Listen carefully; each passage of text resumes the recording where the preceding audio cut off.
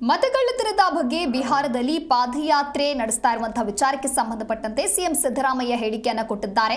ಮತಗಳ್ಳತನ ಎಂದು ರಾಹುಲ್ ಗಾಂಧಿ ಮಾಡಿರುವಂತಹ ಆರೋಪ ವಿಚಾರಕ್ಕೆ ಸಂಬಂಧಪಟ್ಟಂತೆ ಮತಗಳ್ಳತನದ ಬಗ್ಗೆ ಬಿಹಾರದಲ್ಲಿ ಪಾದಯಾತ್ರೆಯನ್ನ ನಡೆಸ್ತಾ ಇದ್ದಾರೆ. ನಾನು ಕೂಡ ಒಂದು ದಿನ ಆ ಪಾದಯಾತ್ರೆಯಲ್ಲಿ ಭಾಗಿಯಾಗ್ತೇನೆ, ಆಗಸ್ಟ್ 29ರಂದು ಪಾದಯಾತ್ರೆಯಲ್ಲಿ ಭಾಗಿಯಾಗ್ತೇನೆ ಅಂತ ಹೇಳಿ ಬೆಂಗಳೂರಿನಲ್ಲಿ ಮುಖ್ಯಮಂತ್ರಿ ಸಿದ್ದರಾಮಯ್ಯ ಹೇಳಿಕೆಯನ್ನ ಕೊಟ್ಟಿದ್ದಾರೆ. ಅಂದರೆ ಮತಗಳ್ಳತನದ ಬಗ್ಗೆ ಬಿಹಾರದಲ್ಲಿ ಪಾದಯಾತ್ರೆ ಏನು ಆರಂಭ ಆಗಿದೆ, ರಾಹುಲ್ ಗಾಂಧಿ ಚಾಲನೆಯನ್ನ ಕೊಟ್ಟಿದ್ರು.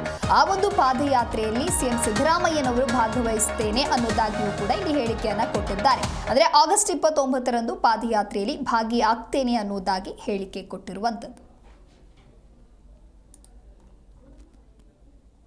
ರಾಹುಲ್ ಗಾಂಧಿಯವರು ಲೋಕಸಭೆಯಲ್ಲಿ ವಿರೋಧ ಪಕ್ಷದ ನಾಯಕರು, ಅವರು ಬಿಹಾರ್ನಲ್ಲಿ ಮತ ಅಕ್ರಮ ನಡೆದಿರೋದ್ರ ಬಗ್ಗೆ ಪಾದಯಾತ್ರೆ ಕೈಗೊಂಡಿದ್ದಾರೆ.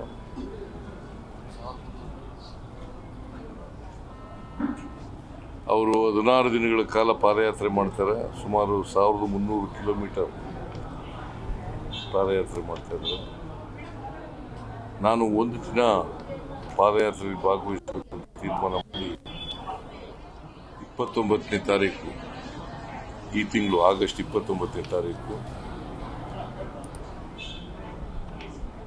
ನಾನು ಆ ಪಾದಯಾತ್ರೆಯಲ್ಲಿ ಭಾಗವಹಿಸ್ತಾ ಇದ್ದೇನೆ. ರಾಹುಲ್ ಗಾಂಧಿ ಅವರಿಗೆ ಶುಭ ಕೋರ್ಲಿಕ್ಕೋಸ್ಕರ ಹೋಗ್ತಾ ಇದ್ದೇನೆ. ರಾಹುಲ್ ಗಾಂಧಿಯವರು